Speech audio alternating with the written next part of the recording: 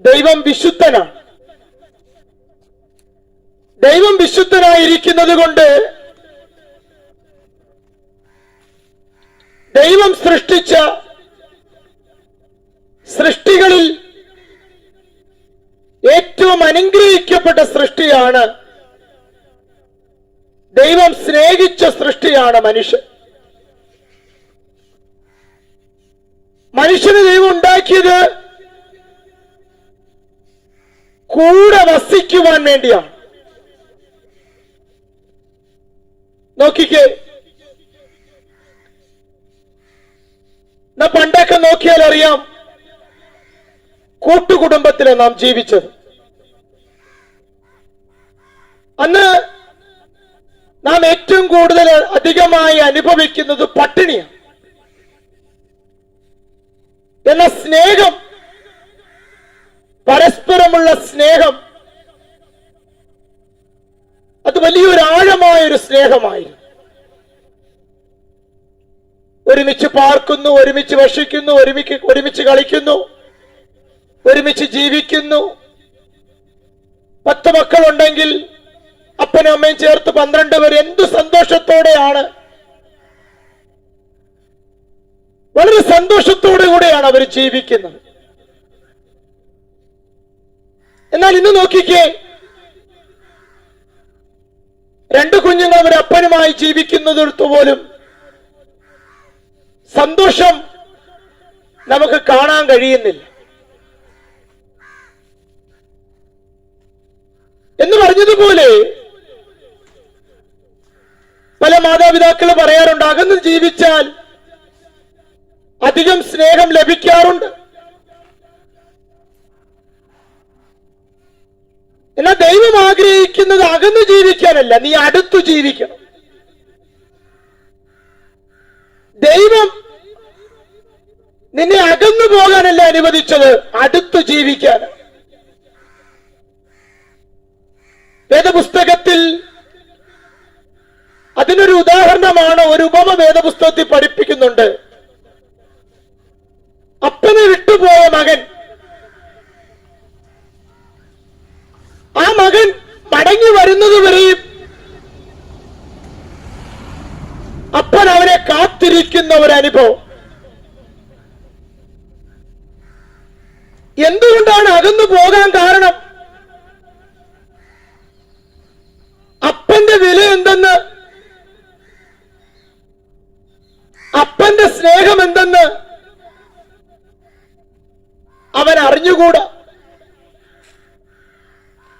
അപ്പന്റെ സ്നേഹം അറിഞ്ഞിരുന്നെങ്കിൽ അവൻ സ്നേഹത്തെ കണ്ടെത്തിയത് ലോകത്തിലൂടെയാണ്. അവൻ സ്നേഹത്തെ വിലയേറിയതായി കണ്ടത്, അവൻ അപ്പനെ സ്നേഹിച്ചത് അപ്പന്റെ നന്മകളിലാണ്. അപ്പനിൽ ലോകം കൊടുത്തിരുന്ന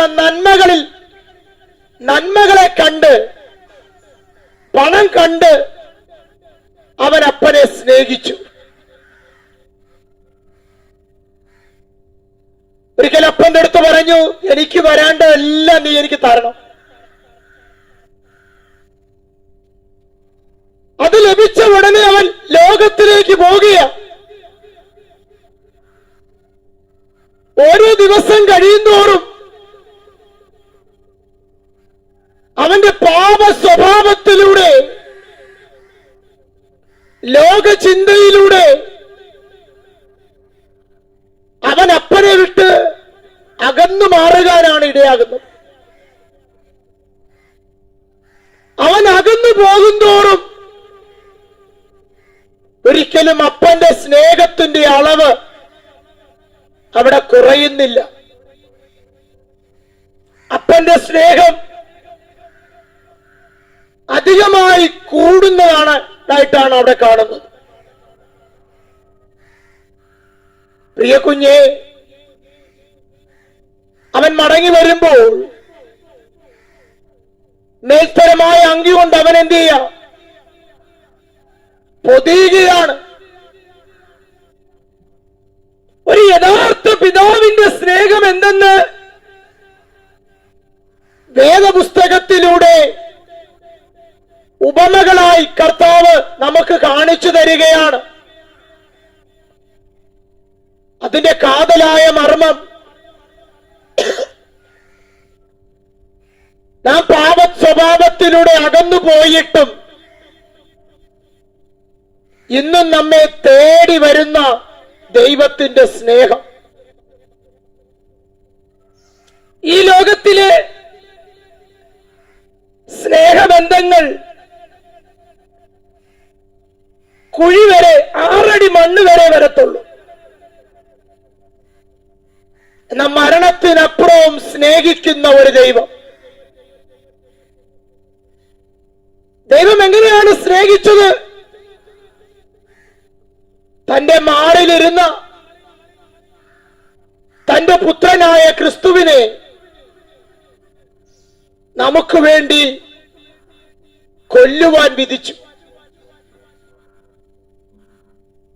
പാപമുള്ള നമ്മെ നേടുവാൻ, പാപികളായിരിക്കുന്ന നമ്മെ നേടിയെടുക്കുവാൻ, അശുദ്ധി ജീവിക്കുന്ന, പാപ സ്വഭാവത്തിൽ ജീവിക്കുന്ന നമ്മെ നേടിയെടുക്കുവാൻ ദൈവത്തിന്റെ പുത്രനായ പാപമില്ലാത്ത ക്രിസ്തു പാപികളായ നമുക്ക് വേണ്ടി മരണത്തെ ഏറ്റെടുത്തു. ദൈവം നമുക്ക് വേണ്ടി വിധിച്ച ശിക്ഷയെ തന്റെ പുത്രന്റെ മേൽ ചുമത്തുവാനിടയായി. ഒന്ന് ചിന്തിച്ചേ,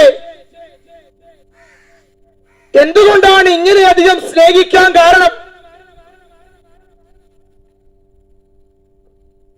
നമ്മെ ദൈവം സൃഷ്ടിച്ചത് ഞാൻ പറഞ്ഞല്ലോ കൂടെ വസിക്കുവാൻ വേണ്ടിയാണ്. പാപത്തെ സ്നേഹിക്കാത്ത ദൈവം, എന്നാൽ പാപിയെ സ്നേഹിച്ച ദൈവം. പാപിയെയാണ് ദൈവം സ്നേഹിച്ചത്. പാപ സ്വഭാവത്തെ ഒരിക്കലും ദൈവം സ്നേഹിച്ചില്ല. ആ പാപ സ്വഭാവത്തെ, ആ പാപ സ്വഭാവത്തിൽ ജീവിക്കുന്ന നീ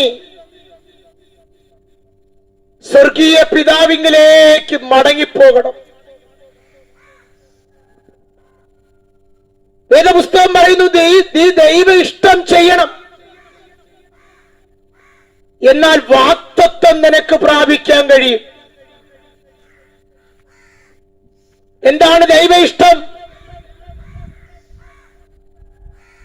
മരിച്ചുകൊണ്ടിരിക്കുന്ന നീ, മരണത്തെ നീക്കിയ ക്രിസ്തുവിനെ, നിന്റെ പാപത്തെ ഏറ്റുപറഞ്ഞ് ഉപേക്ഷിച്ച് പാപത്തിൽ നിന്നും നിന്നെ വീണ്ടെടുത്ത, പാപത്തിൽ നിന്ന് നിന്നെ ശുദ്ധീകരിച്ച, മരണത്തിൽ നിന്ന് നിന്നെ വീണ്ടെടുത്ത ക്രിസ്തുവിനെ നീ ഹൃദയം കൊണ്ട് അംഗീകരിക്കണം. യേശു ക്രിസ്തുവിലൂടെ അല്ലാതെ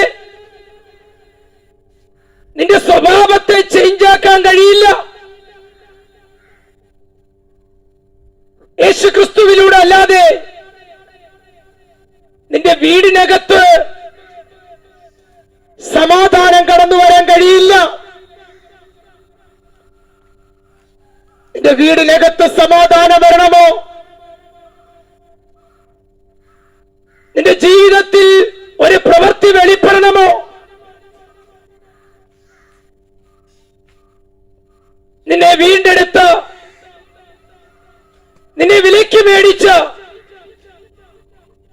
ആ ക്രിസ്തു മുഖാന്തരമല്ലാതെ നിനക്കതിനകത്തു നിന്നൊരു ജയം പ്രാപിക്കാൻ കഴിയില്ല. പാപത്തെ ജയിച്ചവൻ, മരണത്തെ ജയിച്ചവൻ, പാതാളത്തെ ജയിച്ചവൻ, മരണത്തിന്റെ അധികാരിയെ ജയിച്ചവൻ, നാം മരിക്കേണ്ട സ്ഥാനത്ത് നമുക്ക് വേണ്ടി മരിച്ചു. അവന്റെ മരണത്തിലൂടെ നമ്മെ പാപത്തിൽ നിന്നും വീണ്ടെടുത്തു. അവന്റെ മരണത്തിലൂടെ നമ്മെ അധർമ്മത്തിൽ നിന്നും വിലയ്ക്ക് മേടിച്ചു. കർത്താവ് ചെയ്യാനുള്ളതെല്ലാം ചെയ്തു കഴിഞ്ഞു. പക്ഷേ ദൈവത്തിന്റെ പുത്രനായ ക്രിസ്തുവിനെ അംഗീകരിക്കുന്നത് വരെയും ആ വലിയ പ്രവൃത്തി നിന്റെ ജീവിതത്തിൽ കടന്നു വരാൻ ഇടയാകത്തില്ല. അതിനെന്ത് ചെയ്യണം?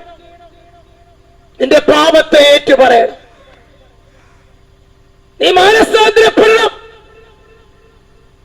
ദൈവവചനത്തിൽ വിശ്വസിക്കണം. നീ നിന്റെ പാപത്തെ ഉപേക്ഷിച്ച് യേശുക്രിസ്തുവാകുന്ന വഴി നീ തിരഞ്ഞെടുക്കണം. ക്രിസ്തു മുഖാന്തരം ദൈവത്തോട് അടുത്തു ചെല്ലണം. ദൈവത്തോട് അടുത്തു ചെന്ന് ദൈവ ഇഷ്ടം ചെയ്യാൻ നീ ഒരുക്കമെങ്കിൽ നിന്റെ പേര് ആ ജീവന്റെ പുസ്തകത്തിൽ ദൈവം എഴുതി ചേർക്കാനിടയാകും.